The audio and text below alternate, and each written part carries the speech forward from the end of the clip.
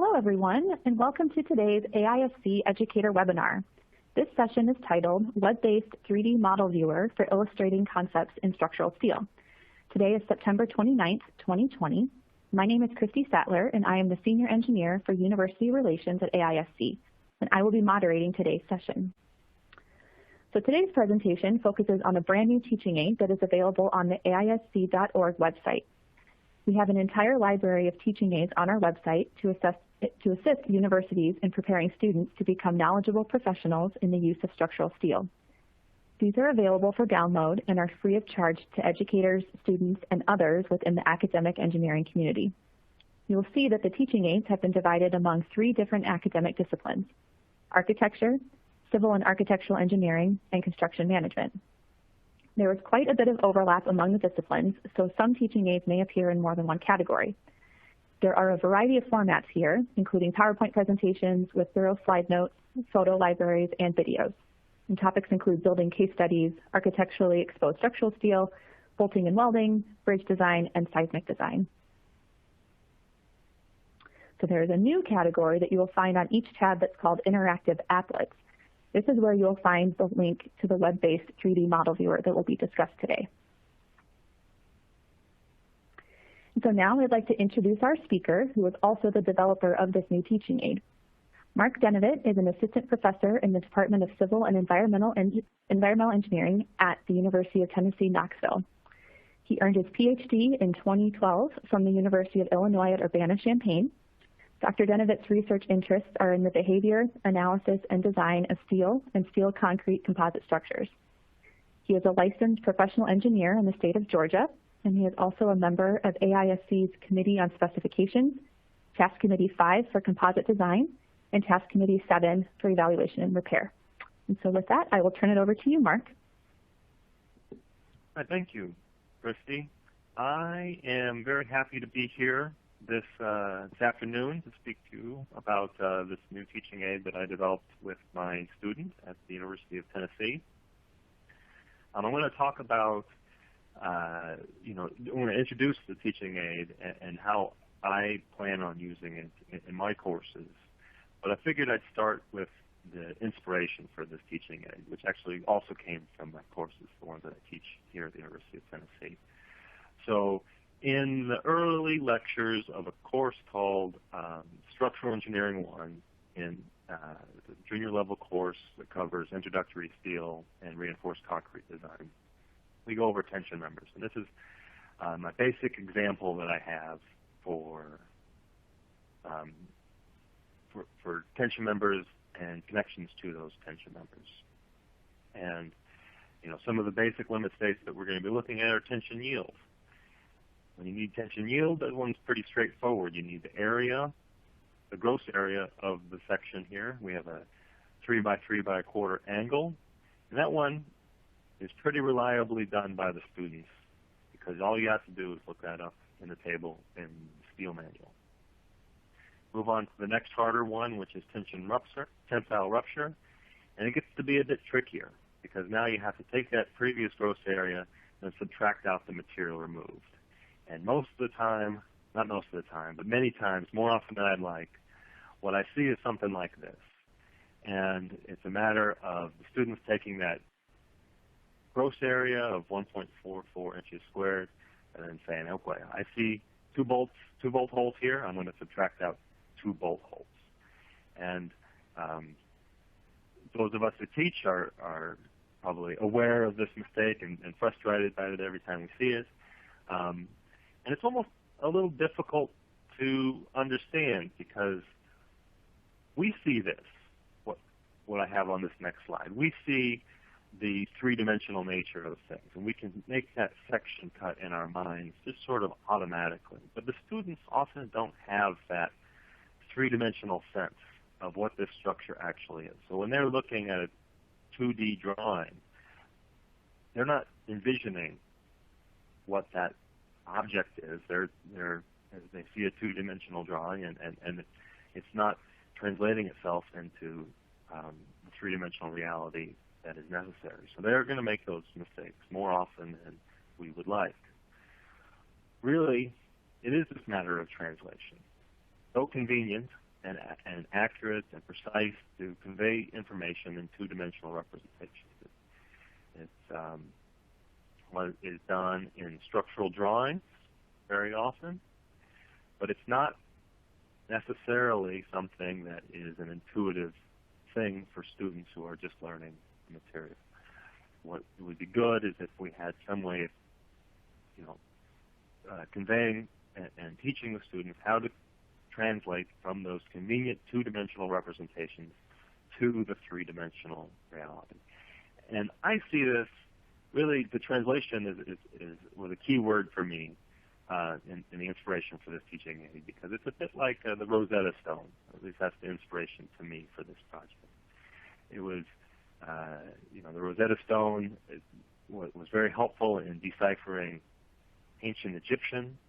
It was something that was unknown at the time, and seeing the same text in three different languages, one that was more well-known over to the one that was not well-known, really helped build a breakthrough in understanding of ancient Egyptian. And what we really want is the same thing on obviously a smaller scale for individual students, being able to make that breakthrough from the three-dimensional reality, which is a bit more intuitive, to these two-dimensional drawings. And so I think seeing the two things at the same time is very helpful. And so early in my class, based on that previous example, the thing that I had was my shop folks at the University of Tennessee build me a set of these angles. So these are the same 3 by 3 by 1/4 angles, and I had them fabricate 3 of them, put the bolt holes in, and then make some cuts based on the assumed failure path of tension rupture and the assumed failure path of block shear rupture. And I'd say these things work pretty darn great. I bring them to class. I say, orient them in one angle, and say, hey, look, this looks an awful lot like that two-dimensional drawing, and then I can pull them apart and show physically what is the net area. The net area is the area of this surface right here, is kind of a statement that I've said many times. They work great. However, they're kind of heavy. I lug them to class, but I couldn't lug anything a lot bigger to class. They're certainly not free. It'll take some, small amount of material plus time to fabricate these things. And I really only have one set, so this becomes an issue should students need to use it or want to use this information to reinforce that knowledge in their homes, or if other folks want to use it as well. I see kind of similar troubles with the steel sculptures that are on campuses throughout the United States. So they're great in terms of helping students kind of get a feel for what different types of structural members are, but they still have the trouble of those are very heavy, they can't be moved. They're not everywhere. So physical models, very good, but some drawbacks. Digital models, these also work very great. And really what's great about these is the potential for the incredible amount of detail in these digital models. Every bolt, every facet of every bolt, every little plate that's in a connection, you can put in there.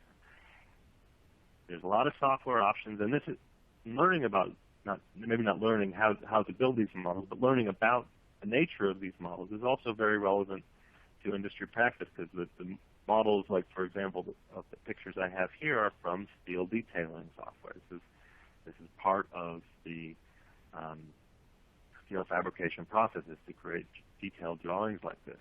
And when I was working in practice, I was kind of amazed at how good these were at looking like the real thing, and being so clear and really just great at understanding what these things are going to look like and how they're put together.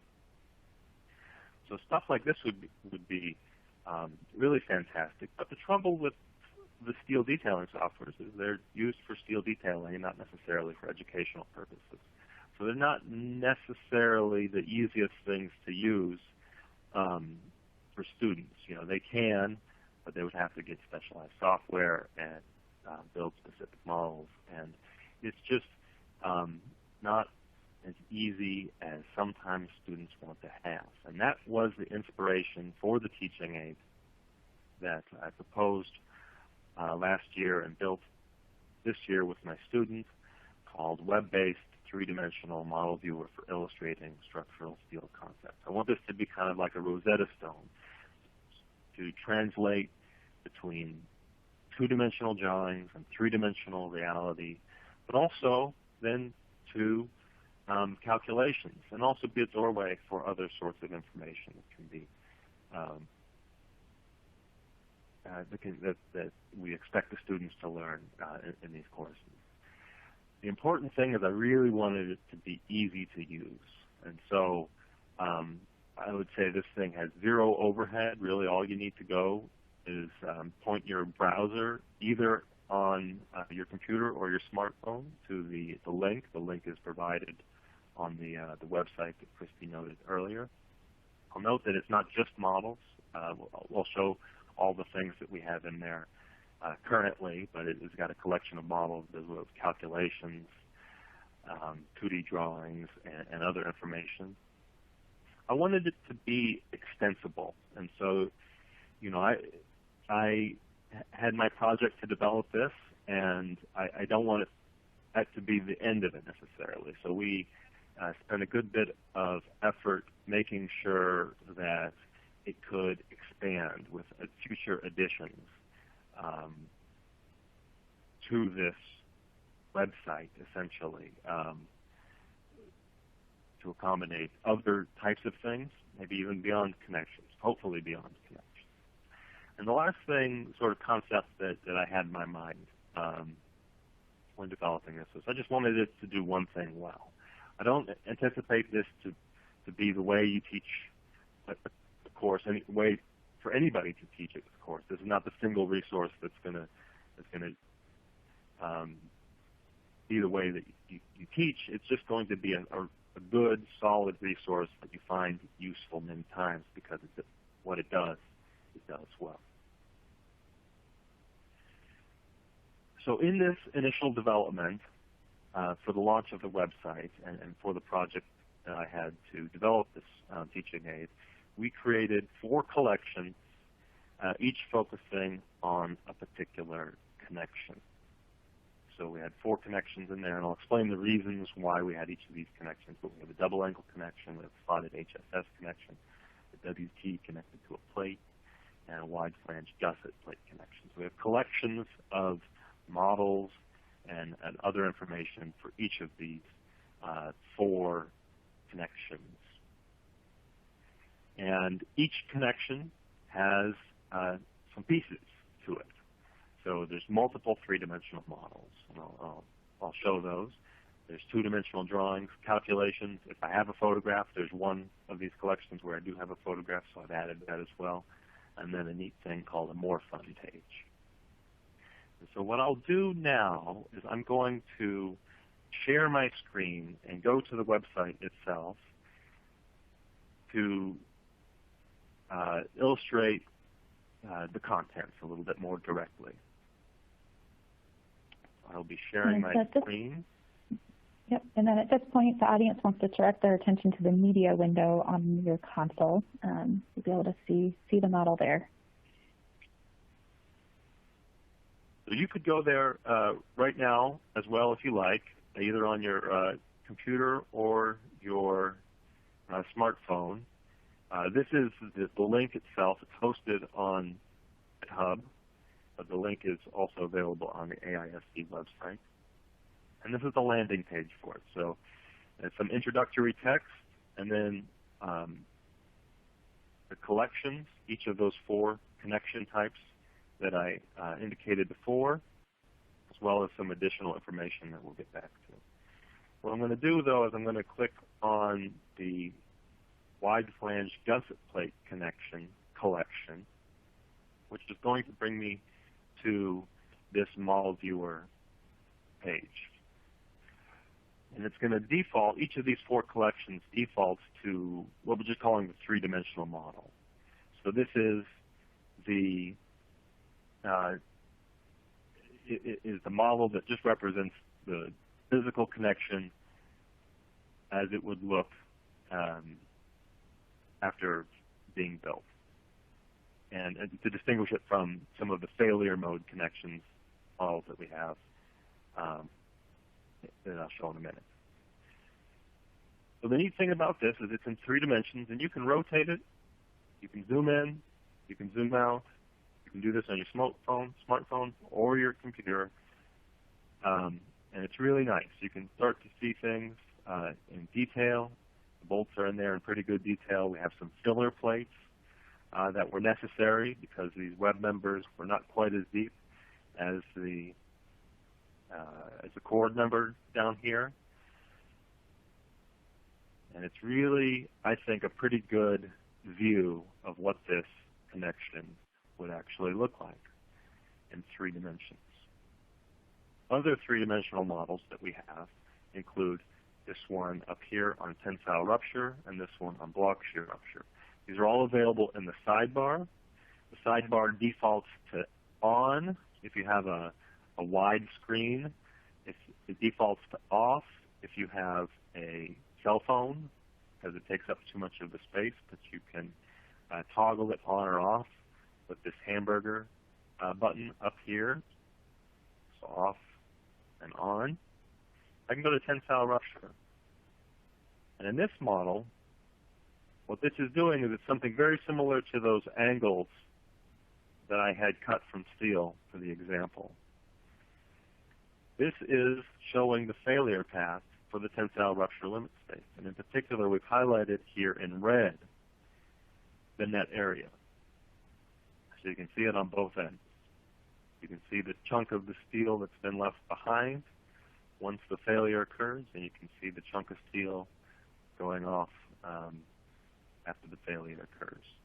You can see the bolt holes that have been, or the material removed from the gross section to achieve the net section. And you can rotate around and see that the filler plate's left behind. And really, it's a great thing, I think, to be able to point to something and say, that red area, that's the area that is the net area. That's the area you want to calculate to get AN. We can look at block shear rupture as well. That's another 3-dimensional model. You can see here it's a very similar thing in that we have the idealized failure path noted and broken apart. So we've broken apart the wide flange section here.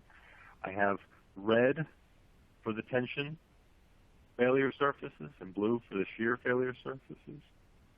And again, you can illustrate very clearly those red areas, that's the net area and tension. The blue areas, that's the net area and shear.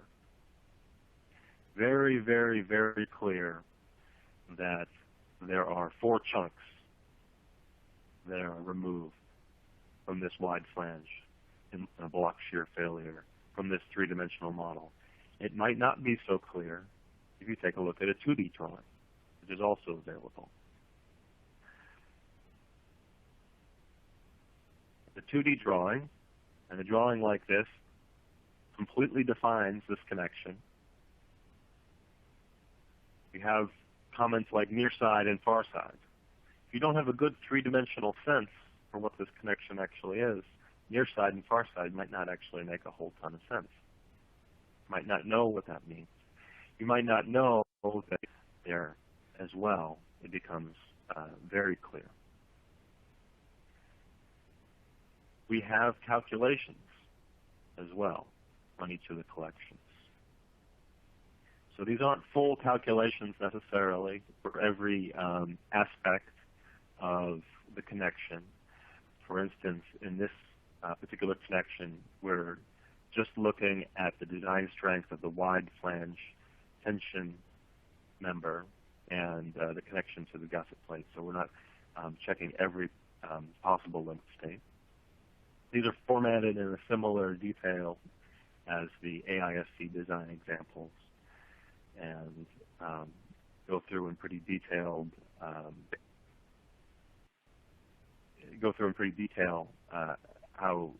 how to perform any of the calculations. So we have in this one tensile yield, tensile rupture, with a link back to the model where you would see the particular failure mode. And a reference here, the net area A-inch is shown in red in this model. And block shear rupture, as well as bolt group strength. Add that in there as well for this particular case. So each collection has a set of models. It has a 2D drawing, has collections, and then it has what we're calling a more fun page. This is a name inspired by Professor Zimian at Bucknell. I like his work, and I like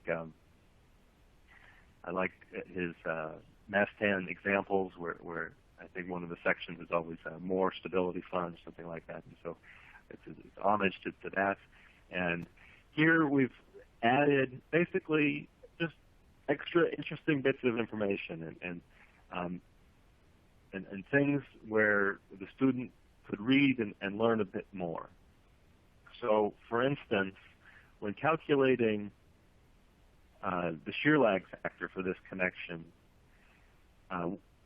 once you know how to do it, you're going to treat that wide flange as a pair of WTs.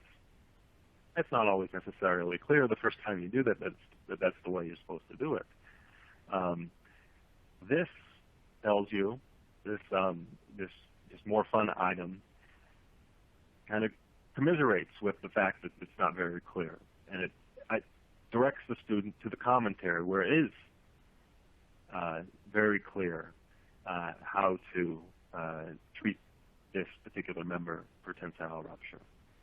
We also have extra questions that the student may find interesting, as holes were used in this connection. So there's not necessarily answers provided on this, but it's something that the student should be able to think through and give identify at least a thoughtful answer. We try and add references out to other aspects and other resources. So, this is unfortunate for the more fun title, since this is not particularly fun, but it is interesting.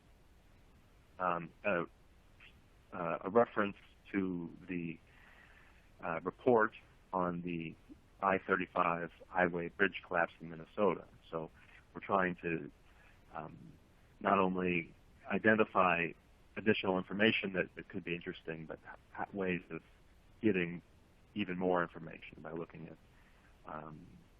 technical reports or papers or references on the AISC website, design guides and such. So this is the collection, and it's just one of 4. You can go back to the main page. In this top left, we have a home button constructed of a angle resting atop a square HSS, and go to any of the other connections. So, for instance, the double angle connection is in a very similar format, and it's got the models, got the calculations, two-dimensional structural drawing, more fun page, and a photo, in fact, for this one, since this is a connection that's based on a real one at Neyland Stadium at the University of Tennessee. So I'm going to go back to my presentation now. Continue on.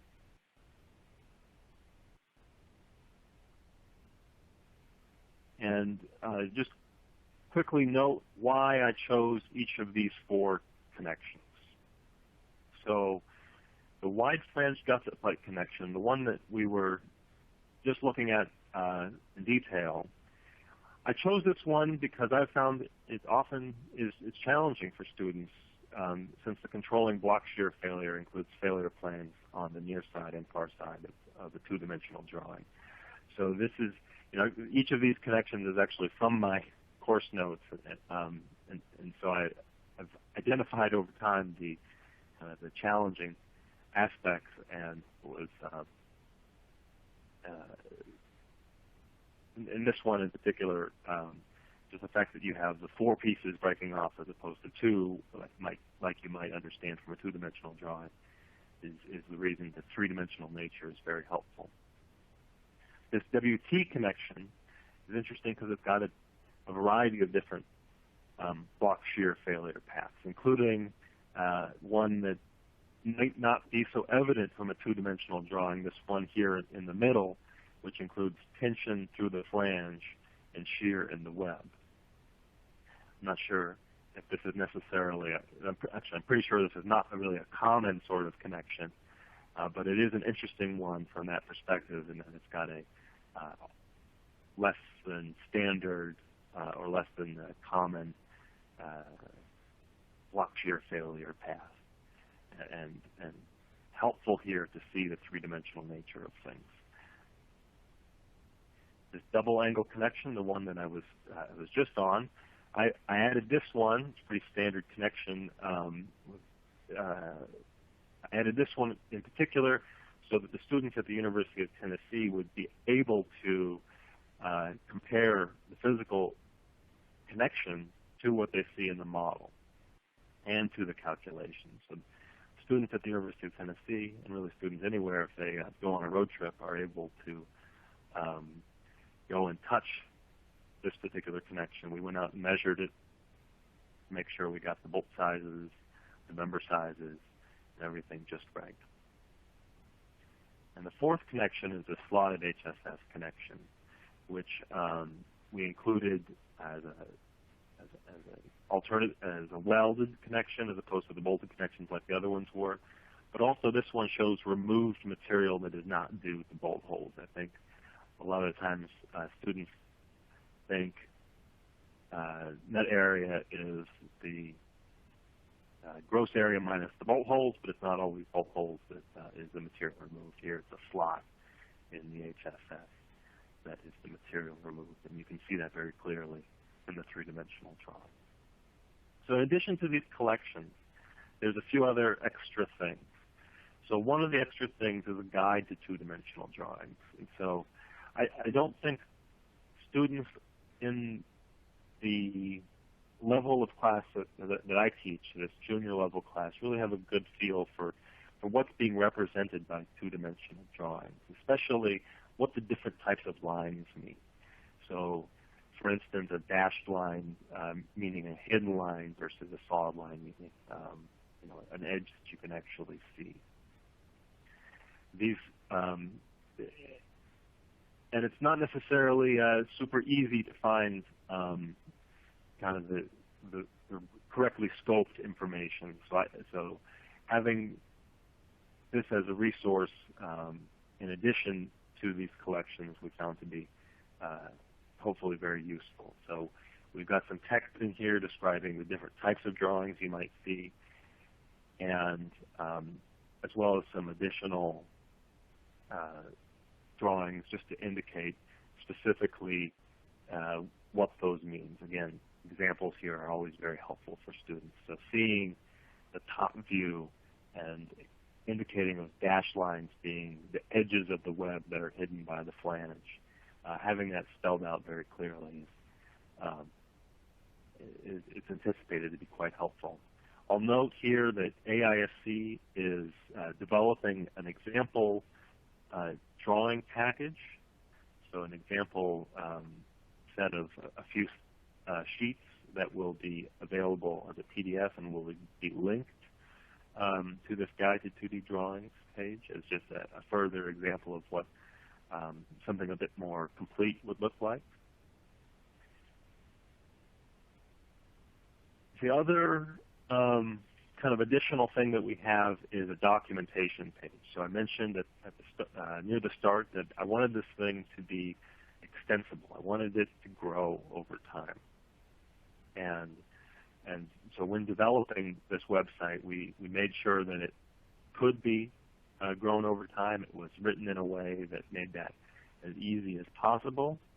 And then we also made sure that we included documentation for how to do that. So this documentation page is available on the website.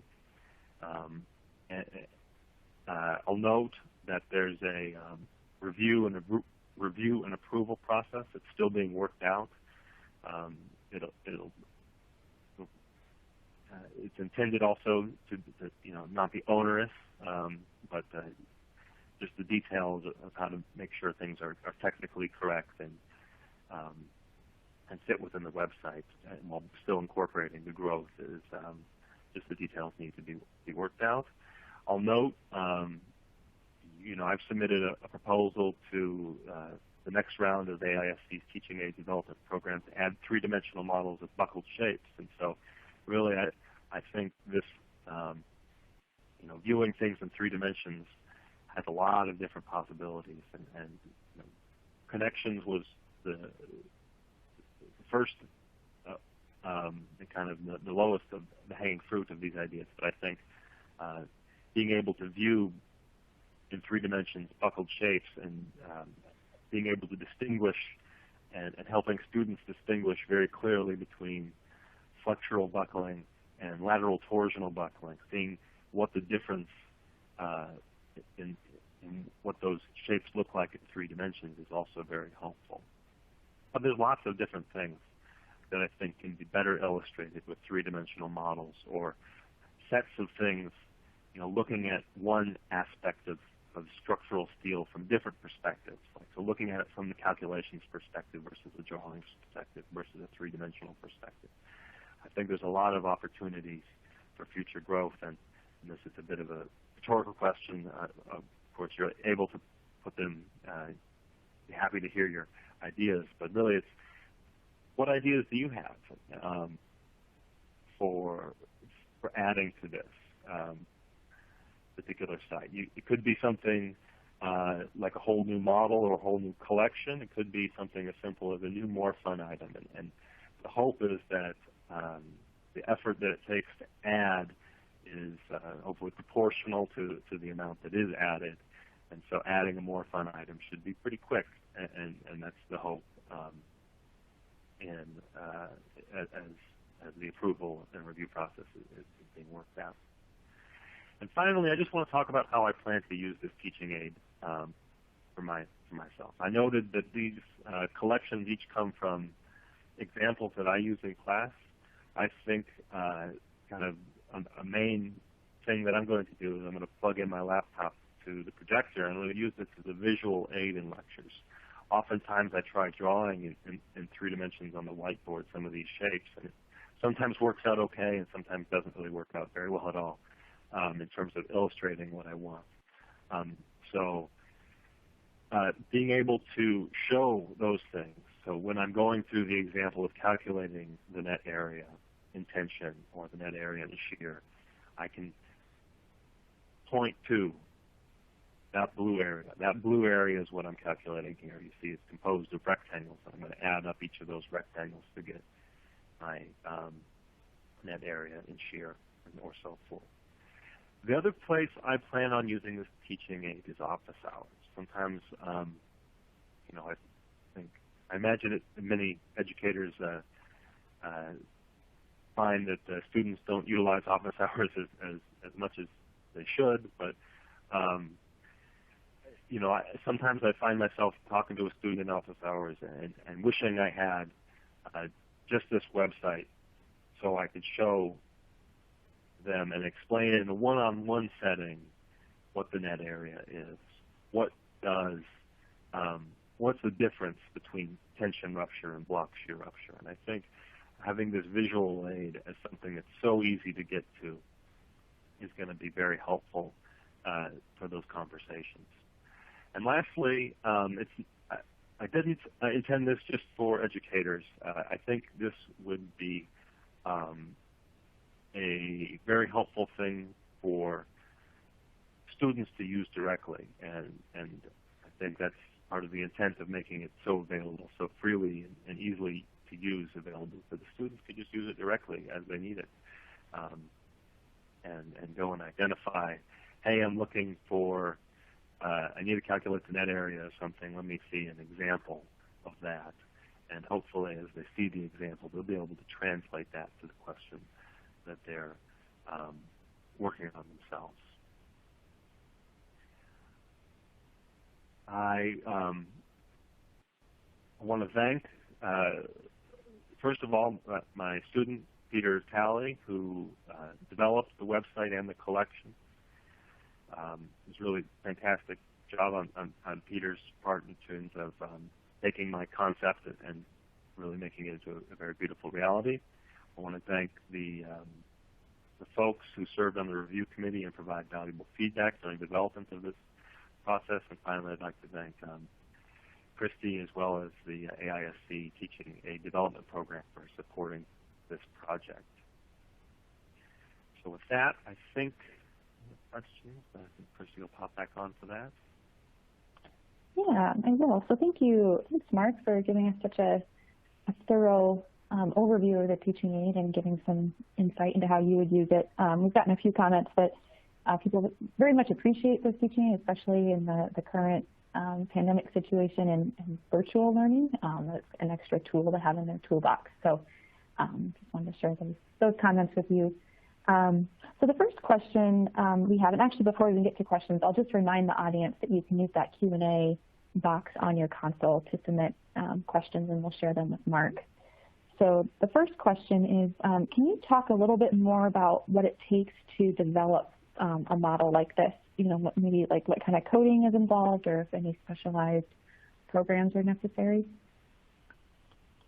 Yeah, I can talk to that. What I'm going to do is I'm going to go, I'm not going to show it on the screen, but I'm going to go to the documentation page because that's where all the information is on how to develop a model. So the models you can create in, there's tons of different software that creates models. Peter, I believe, created the models in a software called Blender, which is, I believe, open source. But there's all sorts of model development software available. Just, I would venture to say hundreds, but I might be wrong on that one. The important thing is getting it into the correct format for upload. And the correct format is a GLTF format. And I know that while there's many programs to create three-dimensional models, it would be maybe a slightly more limited number of programs that is able to export models to that particular format. So that's probably the first thing that you would want to investigate. I'll note that the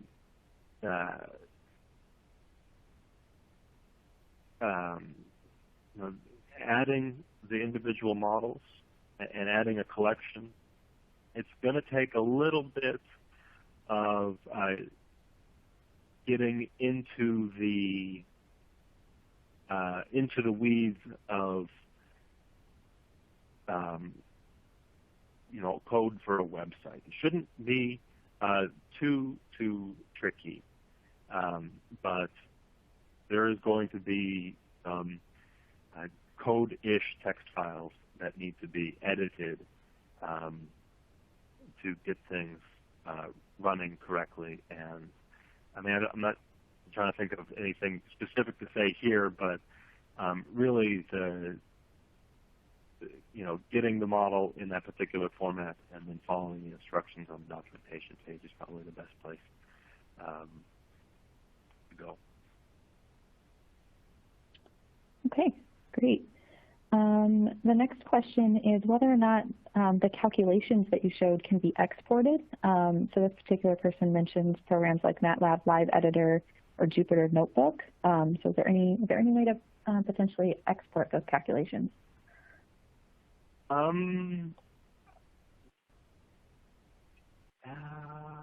So they're available, and every aspect of it is sort of available on the website, and they're written in a markdown language, the calculations, and so that's a calculation package. That's not a package. It's a software that, or it's a framework, I think, that allows you to write something that looks reasonable in a text format, but then also can be translated to something that looks quite nice in an HTML format or PDF format or something along those lines. And so I don't think it would be necessarily very easy to export this and kind of change the numbers and rerun it. The calculations are not in necessarily a calculation package. They're just they're a presentation package. And so while you'll be able to access everything that's there, the actual calculations, the number crunching was done outside of the code. Okay. And then actually in the midst of you giving that explanation, I actually got a note from the person who asked the question that it was actually the other way around, and maybe I misunderstood it. But so is it possible to export a file from a MATLAB notebook that could be then imported into the website? So maybe kind of go in the other direction. Is that something that's possible that you're aware of? Oh, probably possible. I think potentially the danger there is that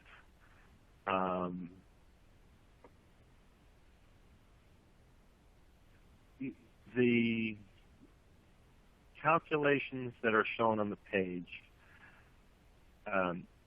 it's probably some percent calculations and some percent explanation of those calculations. So it's not just the calculations. It's really, when we were writing these calculations, it was really, how do we explain this as best as possible? We took a lot of guidance from the AISC design examples, which I think do a really good job of explaining the process while doing the process.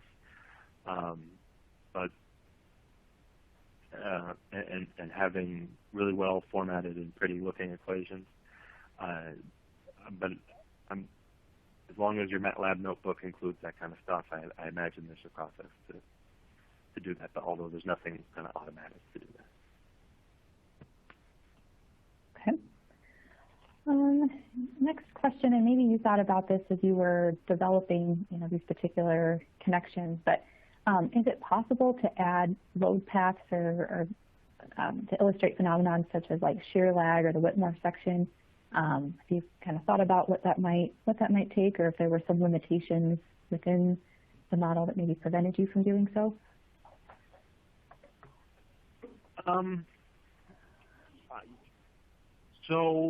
I think it's possible. However, I haven't necessarily come up with what I think is a really solid, actionable way of illustrating shear lag in this particular format. And so I think,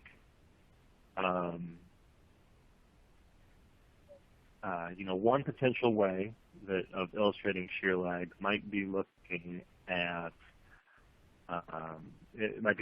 something like stress results from a finite element simulation. And it's possible that you could create a model where the surface of the shape was colored based on the results of the stress. And it's possible that could